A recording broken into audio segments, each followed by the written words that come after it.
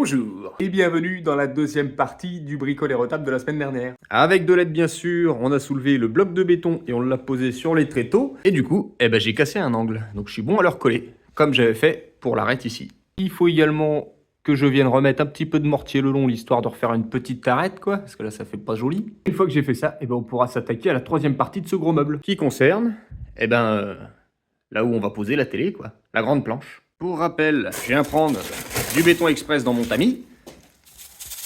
Et ensuite, je tamise. Comme ça, je garde que le ciment et un peu de sable. Eh bien, ma foi, c'est assez impressionnant. Même les arêtes qui étaient cassées, j'ai réussi à avoir ça nickel chrome. J'en ai même reprofité pour repasser un petit coup d'eau avec un peu de granule par-dessus, l'histoire de donner un effet un peu plus pierre. Et une fois de plus, on laisse tout ça ressécher encore une fois, et en espérant qu'en la déplaçant la prochaine fois, ça casse pas, quoi.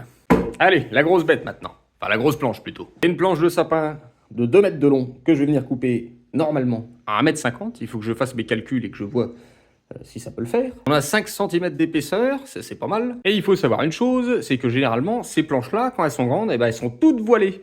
Elles sont toutes voilées sur les côtés, c'est vraiment un bordel. Et celle-ci, putain, croyez-le ou non, elle est nickel. Il va juste falloir que je la ponce un petit peu, sans la décaper, sans faire trop de bosse non plus. Et bien tout compte fait, j'ai choisi de la couper à 1,50 m, exactement comme le socle en béton. Je la ponce, et puis après je la vernis. De toute façon, il n'y a pas grand chose à faire sur celle-ci.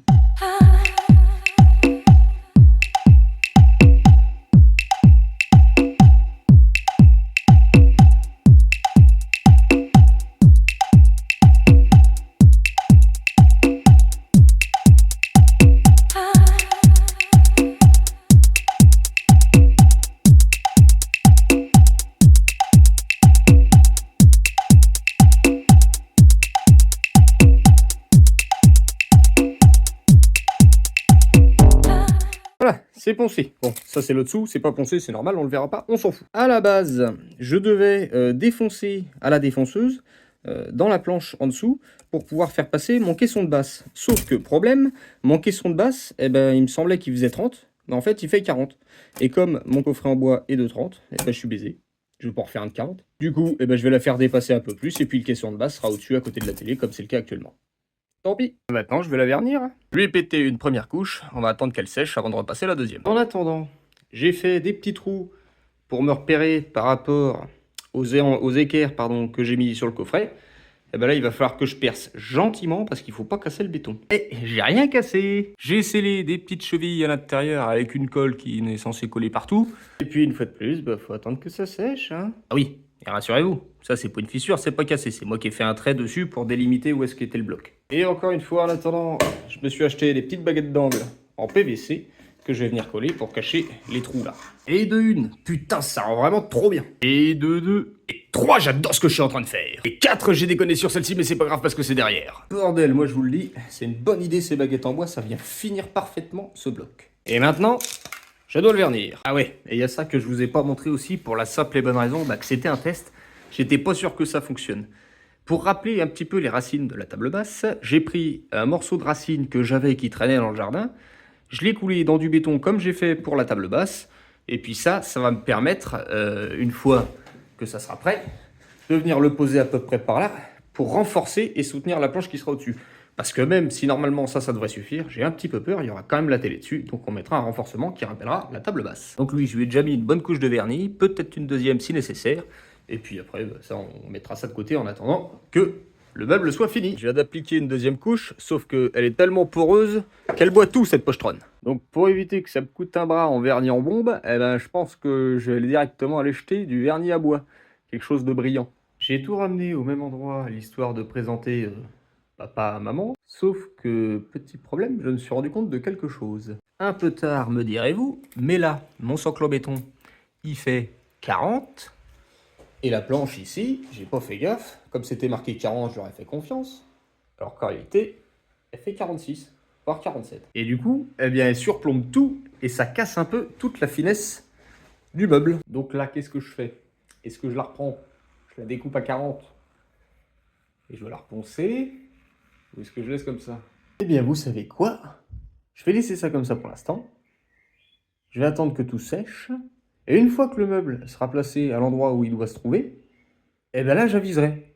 C'est-à-dire que si la planche fait trop gros dans le décor, je la recoupe Et si ça me va, je la recoupe pas. Donc je sais pas si c'est clair, mais pour l'instant, je la laisse comme ça. Et là, vous vous demandez pourquoi on est passé de l'extérieur à l'intérieur. Eh bien, c'est parce que on a enfin rentré la base du meuble dans la maison.